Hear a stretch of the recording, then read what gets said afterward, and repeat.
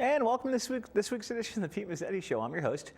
My guest this evening is local radio aficionado and all-around great guy, Ray Andrewsen. Hi, Peter. Hi, Ray. Good to see you again. Good to see you. How are you? I'm well, thank you. Thanks for having me out here tonight. Thanks for coming down again. So for those of our viewers and listeners that don't know, who is Ray Andrewsen and why is he involved in the world of radio? Wow, that's a big one. Well, still hosting the morning show at WQUN AM 1220, which is another service of Quinnipiac University. All right. It's a full community radio station. Our city of license is Hamden, Connecticut. We're owned by the university, but we're a commercial station, which is a very unique situation for radio stations such as ours. And been doing this almost 2 decades now, Pete. So I know you're coming up at some point on anniversary time for when you do your cable shows. I am, very soon. So I've been at this a long time as well. So we're local news, a lot of great music. We call ourselves Great Music, Local News. That's our tagline. We serve the greater New Haven area, the shoreline as well, but we are also a community station and beyond. So we have Connecticut News, State News, CBS affiliation, Quinnipiac University, Bobcats men's and women's basketball. We also have hockey, men's hockey, the national top 10 ranked Bobcats are on our station. We also have a full morning and afternoon show. Great music. Dick Robinson's wonderful Standards by the Sea. Even John Pizzarelli does a show on Saturdays. We have an Irish show on Sunday. We're a busy station, You are a busy station, Ray. Now let's talk a little bit about the morning show. Sure. Obviously, behind the helm of the morning show is a guy by the name of Ray Andrewsen. Yes. Yes. And who else? Do you have a cohort in crime? I do have a cohort in crime. It's Greg Little, the morning news director. All right. We've been a team now of, he came aboard a year after I came to the radio station. All right. So he wasn't there from day one, but he's been in the mornings on the morning show with me since that time. We have a great rapport, Greg and I. We understand each other very well. I'm not sure we'd be a good couple to go on Dancing with the Stars. I don't know if we're in rhythm that way. Maybe not. Yeah, we intuitively know where we're going in the morning, and we've been working together and enjoying each other's company for the most part. Oh, good. Now, for those of us that don't know about Ray Andrewsen as far as the radio side of Ray, where did Ray come from? Where'd you start your radio career? Well, first of all, I want to be clear. This is my radio side over here. Okay. All right. This is my personal side over here. All right. All right. So this is the side we're talking about? Yeah. Okay. My radio side goes back to, sort of sounds like the Mary Tyler Moore Show. It all does. began a little radio station. Well, it all began at Ricky Denardis' basement on Angel Place in North Haven.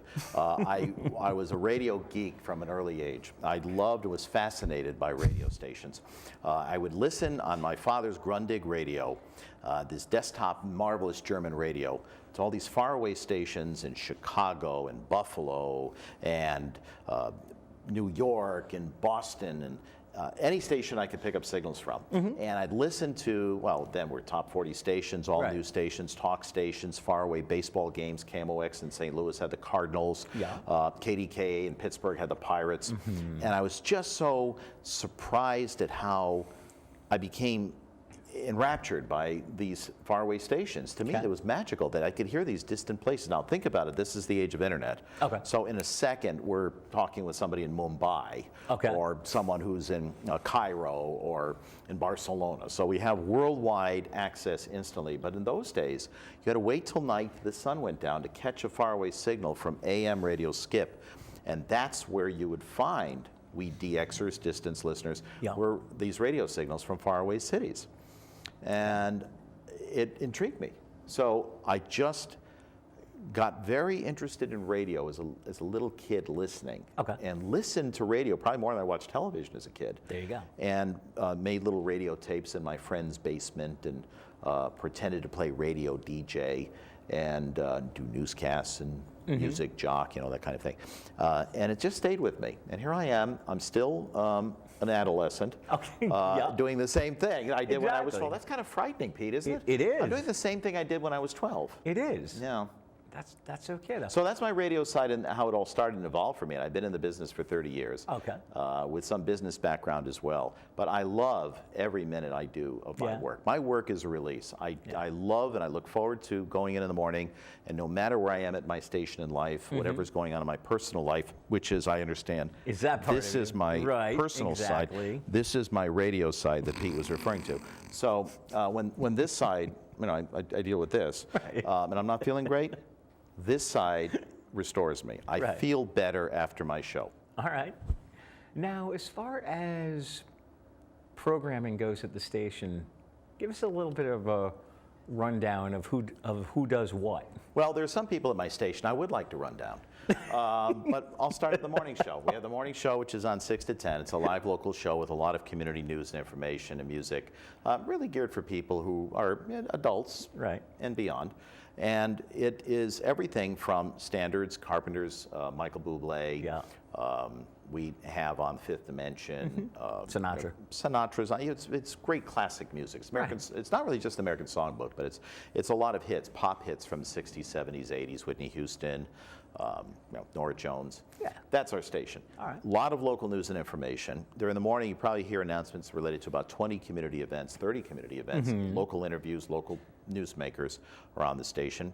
We have great music, local news throughout the whole day. Steve Savino is our afternoon host, and he is on 4 to 6 in the afternoon doing a local show with local news and entertainment, sort of a magazine format. Yeah. And we have public affairs programming, Connecticut Radio Network. We have a great show, Reporter at Large, with John DeAndrea on Saturday mornings with local newsmakers at 7 o'clock.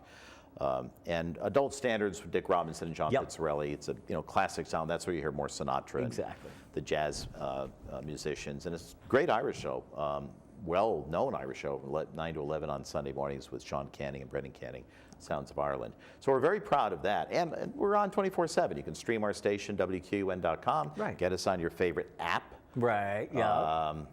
And that's phone app, in case you're wondering. Right, And that's our programming in a nutshell. All and right. lots of weather information, breaking news, too. Right. And you guys have, I believe you guys have a partnership with Channel 3? We do. We have a news partnership with WFSB. We are very proud of that as well. We've had our weather partnership with him for a few years now. Okay. That's worked out well. We have meteorologist Gary Lessor, who has been a very prime meteorologist, real weather geek. The guy loves, breathes right. weather. So I feel like we really have rounded out our programming to be entertaining and informative at the same time. Exactly. And from what I understand, I've never met Gary, but just by listening to him on the air with you in the mornings, he sounds like he knows what he's talking about. Gee, I hope so. I mean, it's important when you get weather and you get tornadoes and and Thunderstorms, hurricanes and things like that. Yeah. So he loves it. Does he? He really enjoys his job. Now, do you have a favorite guest you've interviewed over the last couple of years on the show? That's not fair. I've interviewed you. So if I didn't say you, where would this interview go, right? I've had many. I've had several. I've been blessed. One of them being me? Yes, of course, Oh, Pete. Of course. I mean that from both sides of my heart.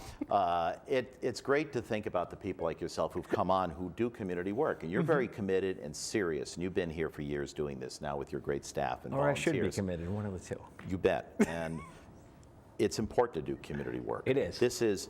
You have local athletes on, you have local public officials, nonprofit organizations. This is our community, and that's why you enjoy what you do. That's why I enjoy what I do, and the staff also. It really enjoys what they do. Totally. Oh, totally. Now let's talk about the age of internet radio and listening online. How has it changed over the last couple of years? Well, it's interesting. There's a lot more satellite listening now than there was before. High definition has not taken off. Because do you own a high definition radio? All right, that's why it hasn't taken off. Exactly. That's the problem. If you have a product and people can't access it, I don't think they're going to really make a great effort to do that. Right. Satellite radio is done relatively well. Terrestrial radio still reaches 290 million people a week in the United States. It is still by far, and I want everybody to say this, even though you're on television. I want to say this again. Radio reaches more than any other media, more people during the course of a week. Really? So it's still a healthy medium, AM and FM. People, even if it's just for 2 to 5 minutes, even if they go into a convenience store and the radio is on, it all counts. You're listening to a radio at some point during your day, most likely. like me, I'm listening to WQUN in the morning when I'm getting ready to go to work, That's good. and it's for about 25 minutes. That's good. That's I- good. Well, I'm there for 4 hours if you want to stick around. I was going to say It's more than 25 minutes, but that's normal listening patterns. People will go anywhere from 1, 2, 3, even 4 minutes like that. Exactly. As your cue guy tells us. Exactly. So why do you do what you do? Why do I do what I do? I do what I do because I love what I do, and I've interviewed. Like you, I've interviewed local mayors, local first selectmen, and local Senators, senators. Yup. gubernatorial candidates. Yup. Forensics experts, Yep. radio personalities. They're not the same job, though. No. Okay. Well, yeah. So now ask me several questions. I'm ready. Okay. What do you see yourself doing in 20 years? Let's see.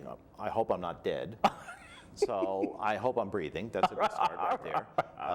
And my second goal for 20 years from now is doing radio. probably playing more golf, but I may be. There are many people. Bob Steele worked until 91 years of age. I mean, he worked for a long time. Vince Scully, the broadcaster for the Los Angeles Dodgers, incredible story. Vince Scully's 87 years old, and he said, well, I think next year will be my last year. But he loves what he does. Right. I love what I do, so I don't want to put a Right. marker where I'm going to be in 5, 10, 15, or 20 years. Right. I'll take it as it comes. I'll know All when right. it's time to stop, and I won't use the crass verbiage of Tom Brady, the New England Patriots quarterback, who's asked, when will you retire? And he says, when I suck. Right. So when I'm not good at what I do, when I'm no longer loved, and no Exactly. longer wanted, and I don't think I have the skills, I'll gracefully step aside and do something else. No, don't do that. Don't do that. Now, I understand from doing some research in the town of Hamden, you guys have a new mayor. Yes. What's he like? Well, he's selected, Kirk Lane was elected in a special election in May. Yep. And of course, there are elections again in November. In November, right. Right. So this is now a special election, then regular election after former Mayor Scott Jackson resigned to take a job in the Finance and Policy Office of the state of He's working for Connecticut. it, yeah. Mayor Lang has been a long time administrative aide, so Okay. he's got experience in the community. And Hamden is an interesting town, really interesting town. It's a mix of everything. It really is. It's a great cross section of America. Okay. You can feel like you're in the city. You can feel like you're in Vermont, in the country. There's a great park system in Hamden, great shopping district there, a very active Chamber of Commerce as well. It's a community that really is vibrant. So it's a great place to be. I enjoy being in Hamden, and I'm a North Haven boy, adjacent town. And, That's right. Love my hometown as well. That's right, I So knew go Indians. So it's There you go. it's a very nice place to be in your hometown, a few minutes away from work. Exactly. But the typical day for you starts super early. Yes, my alarm goes off at 3:50. Ooh. I'm in work a little after 5. Greg Little is there much before I am because there's a lot of news to prepare beforehand. So the day starts very, very early. But I'm a morning person. I love it. Yeah, I me love getting up early. Exactly. Except when they're in the middle of the day when you sort of it kicks in that you were up since 3:50 in the morning and you want to nap in the middle of the afternoon. Well, that's why we didn't tape at 2 o'clock. Yeah, exactly. Okay, all right. Exactly. Speaking of taping, we're about to go into a break. Would you mind sticking around? I will stay right here. I'll All stay right. awake too. I will. Me too. We'll be Okay, right back. because- We'll be right back. That's good. So I've come up with the family emergency plan. Great. What is it? It's difficult to talk about, so I'm not telling you. How will we know what to do? You won't. I'm so glad I won't have to remember anything. And me too. Thanks for this, sweetie. Talk to your kids about who to call, where to meet, what to pack. Visit ready.gov/kids for tips and information.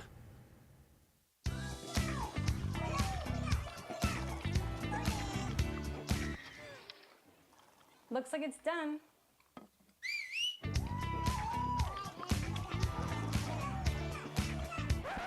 Don't let salmonella get funky with your chicken. On average, 1 in 6 Americans will get a foodborne illness this year. You can't see these microbes, but they might be there. So learn the right temperature to cook each type of meat. Keep your family safe at foodsafety.gov. And welcome back to this week's edition of the Pete Mezzetti Show. With me is radio expert extraordinaire Ray Andrewsen. Welcome back, my friend. It's good to be back. It is good. It is nice to be back. During the first segment, we talked a little bit about the station. We're going to talk about the station again in a few minutes, but let's talk about local and community involvement and how important it is to you because of the job that you do and obviously the job that I do. To me, it's very important to get out there and interview the local community people about the fairs or the events going on or the church fairs or whatever else happens to be going on in the community, and it's very important to get the word spread out. It is. You know, what I like to say to people who are focused on, I'll just use, you know, we're living in the area of our Kardashians, for example, is they don't live here. I don't know any on the shoreline or in Connecticut. You know, they may have a house somewhere on the shoreline here that we don't know about, but they're not here. Hollywood isn't here. It's great to know about all the people who are involved in athletics or sports teams, and I'm a big sports fan myself. Oh, yeah. But again, they don't live here. And it's great to know what goes on in television, what goes on in the world of entertainment, performing artists, but they don't live here. No. Some do, I know, in Connecticut, but they're not really immersed in the community. Here. The people that have the most effect on your life are people who are in your local civic organizations, your Rotary clubs, churches, synagogues, mosques, houses of worship, doctors, lawyers, people who are on Main Street, people who volunteer their time, American Red Cross, United Way. There's so many organizations, Sarah Inc. along the shoreline. We have so many that we could go on and on and on. These organizations are the backbone of our community. Right. And they all need a voice. They need local access to their audiences, to their readership. People who can, viewers, they need that. Right. So I feel very passionately that everyone who is in a community, whether it's a civic orchestra, an arts organization, if there is a special event, a festival going on in the community, that's what draws people together in a local place. And at WQUN, we've won awards for not only our news coverage, dozens of awards, I'm very proud to say over the years, but we've won awards for our community coverage. We've done a great job of covering public service in our area. We actively seek out organizations to tell their story on a radio station. We calculate and document that we serve over 500 community organizations during the course of a calendar year. So that means 1 to 1.5, almost 2 organizations per day separately, just to be mentioned, over the course of the year in our news and public affairs and in our morning and afternoon show programming. So we want that to be known. We want people to know that if you give us the information, we'll can't guarantee how many times, but we will make an effort to make sure your voice is heard on the radio station. That's what community radio does. That's what community television does. That's what community newspapers, that's what community online news sources do. They bring a community together with information. And I see it as a very sacred part of what we do as broadcasters. It is. And we should do it every single day. It is. It's a very, and I know both between the public access side of me, because then there's also another side of me that my viewers and listeners don't know about me either. I'm also the publicity chairman for a local nonprofit as well. So I know as far as community radio goes, I've been on with you as both sides of me. Yes, that's right. I've been on with you talking about the show, but I've also been on with you talking about literacy volunteers. Literacy volunteers is a great example. And the events that we have coming up. Yeah, and you know, Peter, it's interesting. You go back, and you know, Pete, I just mentioned all the awards. The awards are nice. I mean, I think what really drives me and what drives a lot of our staff really is driven by this isn't so much the trophies or the plaques that you get. I mean, that's great to be acknowledged and it feels good. Right. We feel better that with service, you know, there's gratitude. So we feel grateful to have the opportunity to have federally licensed airwaves that allow us, on behalf of Quinnipiac University, to serve the shoreline and our New Haven area, nonprofit organizations and also our advertisers, because we are a commercially licensed Right, station. right. So we serve our advertisers. I mean, we want to work for people. Right. That's where the advertising comes in. Advertising is just a message. I mean, we need commerce. We need to actually go to a local restaurant, go and go to a local specialist. It could be a chiropractor. It could be a healthcare facility. It could be a hardware store. On and on and on. All the categories of commerce. And it's very important that we serve those people well too. So when you advertise with us, we are dedicated to making and crafting a message that serves that individual advertiser. And also the audience should get some benefit from that too, because we give tickets out all the time for concerts at Mohegan Sun, at Toyota Oakdale Theater, and all the concert venues around our listening area, the Palace Theater in Waterbury. We're very serious about having the listeners access these concert sites as well. So commercial radio is important. It helps keep the paper clips coming and pays the light bill, you know. But on the other hand, the public service, the entertainment, that's what we're about. One thing you and I talked about during we're going to stay on the topic of local community involvement and local great nonprofits. You and I have a friend in common. That would be Jim Lamb from Sarah. Yes, that's right. We mentioned Sarah before. I was going to say, I saw Jim at a networking event not long ago who said to me, hey, I was on with Ray the other morning. Right. That's right. And I was going to say, I think it was one day last week. That's right. And he's just a great guy. He really is. Jim is a great man. He's another community mensch. Yeah. He's a good golfer too, I might add. Excellent golfer. That's what I hear. And he's a coach at Guilford, assistant basketball coach. Yep. And that's what I like. I like bringing somebody, I'm sure you do too. You have Jim sitting here. Jim comes into our studio and talks about Sarah and the recycling program in many of the communities. That's what I prefer. I will use this analogy to radio and television, and it's sort of true, if you really think about it. Why do I go to the same barber who cut my hair when I was a little kid? Well, number one, when I was about 1 year old, I had about the same amount of hair. All right. So it's easy for him now. He doesn't have to really change styles from that time. But secondly, if somebody's got sharp instruments around my head, I want to know who he is.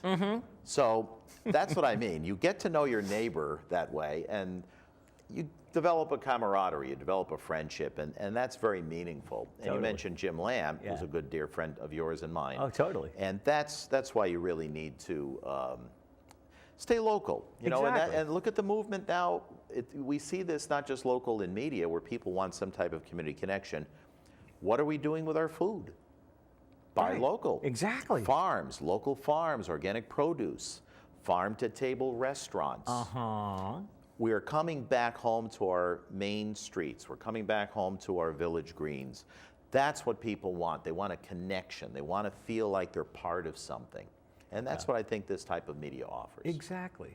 Now, as far as, let's talk about the station and just who are, like a normal day-to-day rundown of who does what during the day. Yes. Let's start with the morning show. Obviously, it's...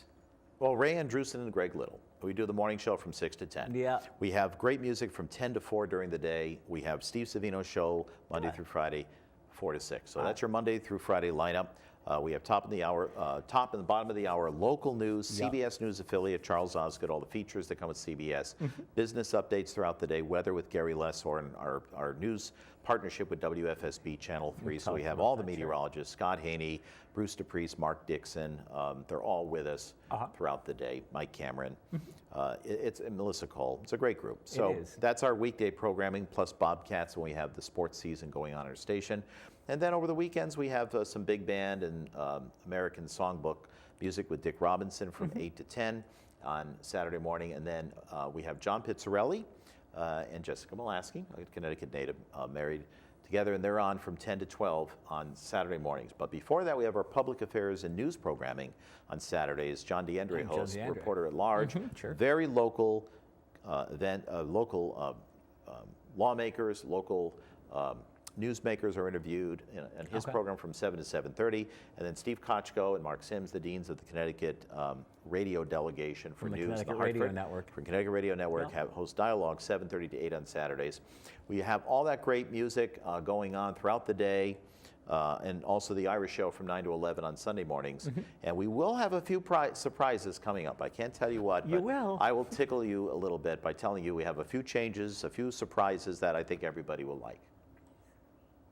And it's not me taking over the afternoon show. Well, I don't know. I don't see your resume. Is that your resume? It or could is that be. your Kindle? I'm not sure. Who do I submit my resume to? Well, I guess I'm the guy. Yeah, but what I do want to know is, do you have any television or radio broadcast experience? Yes. Okay. I have TV experience, I have radio experience, and people also tell me I have a face for radio, but that's another story for another day. Perfect. Hey, speaking of faces of radio,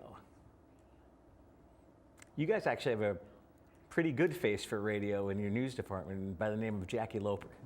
Jackie, right. She's one of our parts here. We have Jackie Loper, who's there. Yep. Jackie's been Laura Cannon, Bob Hancock, Bob Mortelli, Paul Baselli, Ann Carrick.